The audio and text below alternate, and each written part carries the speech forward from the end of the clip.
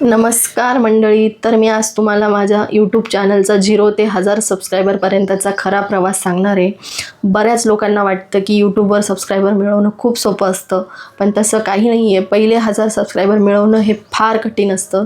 सुरुवातीचा काळ हा फार कठीण असतो. जेव्हा मी माझं यूट्यूब चॅनल सुरू केलं तेव्हा माझ्याकडे 0 सबस्क्रायबर होते आणि 0 व्ह्यूज होते.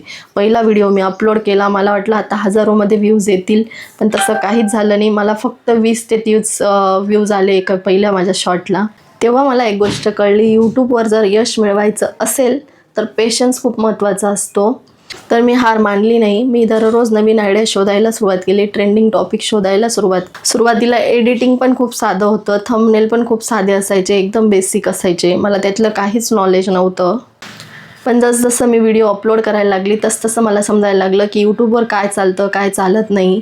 तसं मी नॉलेज गेन करत गेली. तर पहिले 100 सबस्क्रायबर मिळायला सुद्धा मला एवढा वेळ लागला. तरी मी सांगते तुम्हाला 15-20 दिवस माझे त्याच्यातच गेले असतील.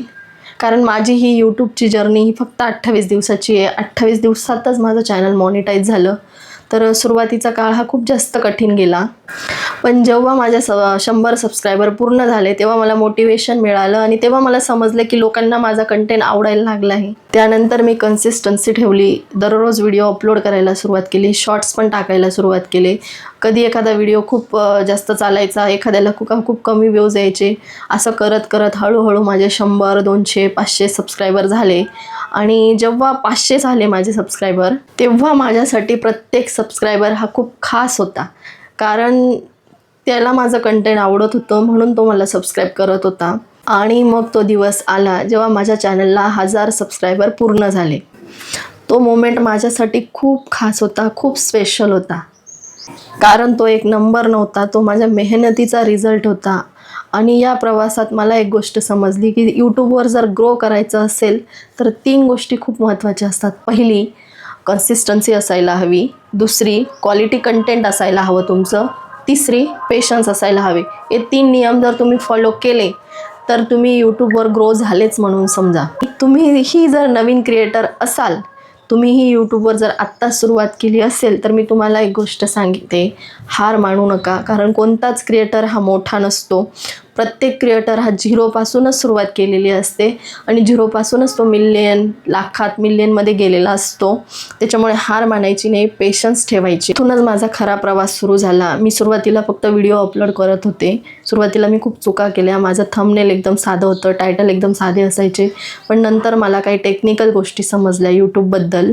तर यूट्यूबबद्दलच्या मला ज्या पहिल्या टेक्निकल गोष्टी समजल्या त्यातली पहिली गोष्ट आहे की यूट्यूबवर रँडम व्हिडिओ टाकायचे नाहीत. कारण त्याच्याने ऑडियन्स कनेक्ट होत नाही. कोणता तरी एक स्पेसिफिक टॉपिक निवडायचा आणि त्याच्यावरच व्हिडिओ अपलोड करायचे. मी जेव्हा एकाच टॉपिकवर व्हिडिओ बनवायला सुरुवात केली, माझं कंटेंट हे नवरा बायको कॉमेडी कपल होतं, तेव्हा मला हळूहळू व्ह्यूज मिळायला लागले. माझं चॅनल हळूहळू ग्रो करायला लागलं. दुसरा महत्त्वाचा पॉईंट म्हणजे थंबनेल.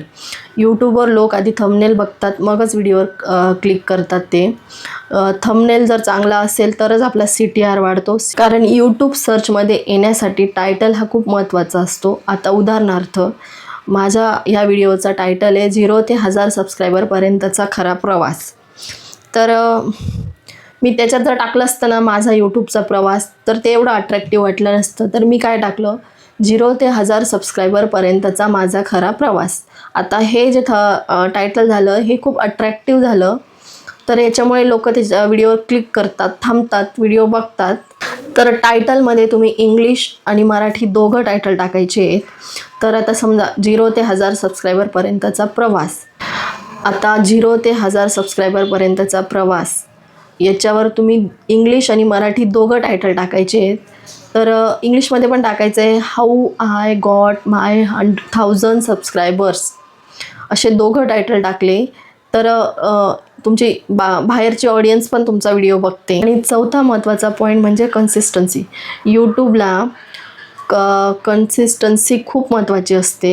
दररोज व्हिडिओ टाकणारे क्रिएटरच यूट्यूबला आवडतात, तरच अल्गोरिदमला त्यांचे व्हिडिओ आवडतात आणि अल्गोरिदम आपले व्हिडिओ पुढे पुश करतं. त्याच्यामुळे आज व्हिडिओ टाकला, 4 दिवस थांबायचं, मग दुसरा व्हिडिओ टाकायचा, तसं करायचं नाही. आज जर व्हिडिओ टाकला संध्याकाळी तर दुसऱ्या दिवशी संध्याकाळी लगेच आपला दुसरा व्हिडिओ पडायला पाहिजे यूट्यूबला. कारण यूट्यूब अल्गोरिदमला एकदम अट्रॅक्टिव्ह क्रिएटिव्ह क्रिएटर आवडतात की जे रोज आपलं कंटेंट लोकांपर्यंत पोहोचवण्यासाठी डेली कन्सिस्टन्सी ठेवतात, डेली व्हिडिओ टाकतात. आणि चौथा महत्त्वाचा पॉईंट म्हणजे शॉर्ट्स. तर यूट्यूबवर शॉर्ट्स खूप महत्त्वाचे असतात, कारण शॉर्ट्स हे लवकर व्हायरल जातात आणि त्याच्यामुळे तुमची ऑडियन्स वाढते, तुमचे सबस्क्रायबर वाढतात.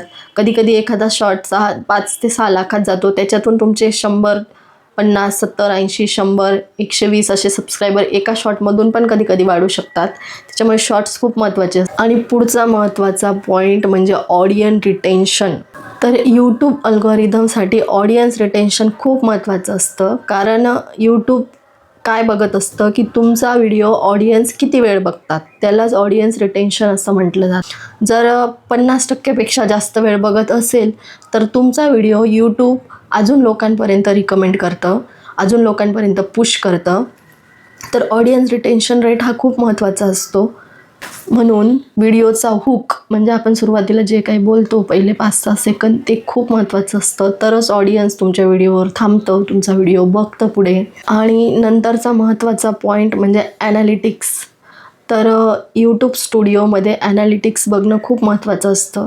तर यूट्यूब स्टुडिओ आणि यूट्यूब हे दोघं वेगवेगळ्या गोष्टी आहेत. जर तुमचं यूट्यूबला चॅनल क्रिएट झालेलं असेल तर तुम्ही यूट्यूब स्टुडिओ पण डाउनलोड करायचं.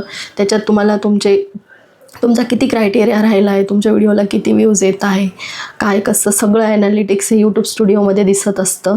कारण यूट्यूब स्टुडिओमध्ये खूप पॉवरफुल डाटा असतो.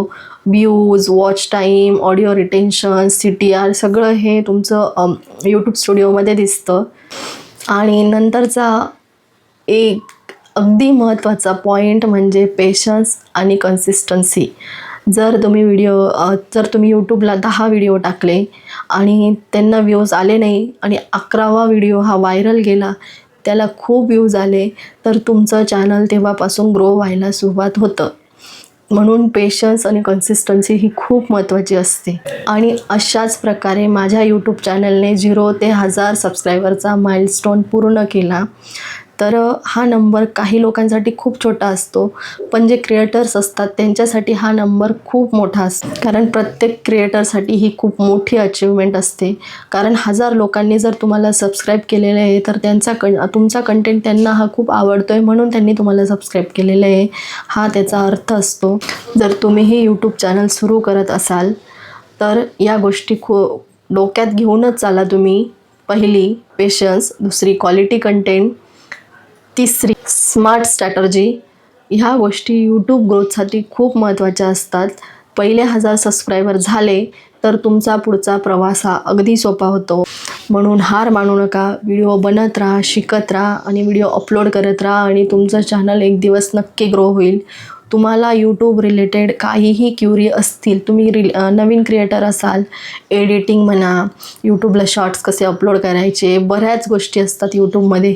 तुम्हाला काहीही अडचण येत असेल तर तुम्ही बिनधास्तपणे मला कमेंट करा. मी तुमच्या प्रश्नाचं उत्तर देण्याचा नक्कीच प्रयत्न करेल. आणि मी आता ही सिरीज चालू करणार आहे क्रिएटर्ससाठी नवीन. तर माझं नवरा बायकोचं कॉमेडी कंटेंट तर असणारच आहे, प्लस मी क्रिएटर्ससाठी नवीन नवीन माहिती आणणार आहे. जर तुम्हाला काही प्रॉब्लेम येत असेल व्हिडिओ वगैरे बनवताना, तुमचं चॅनल ग्रो होत नसेल, तुम्हाला जे काही प्रश्न पडले असतील तर तुम्ही बिनधास्त विचारा, बिनधास्त मला कमेंट करा. मी नक्की तुमच्या प्रश्नांचं उत्तर देईल. आणि तुम्हाला असेच नवीन व्हिडिओ बघायचे असतील तर मला लाईक करा, शेअर करा, सबस्क्राईब करा आणि बेल आयकॉन दाबायला विसरू नका. Bye bye.